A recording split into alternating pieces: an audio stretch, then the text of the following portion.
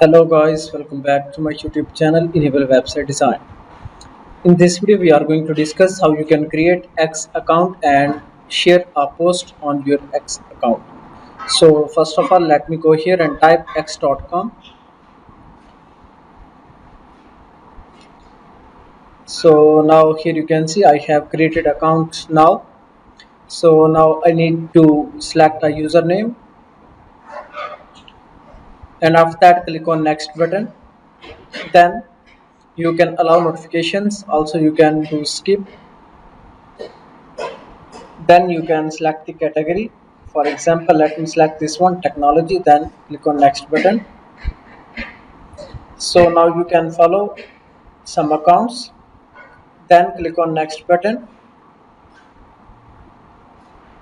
So now X account is created. Now if you want to share a post, then simply you can go here and select the media files from here. So let me select one image file.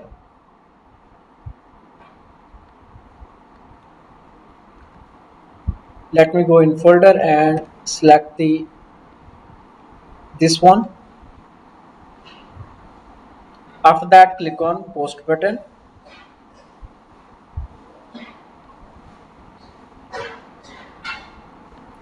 So now post is created on X account.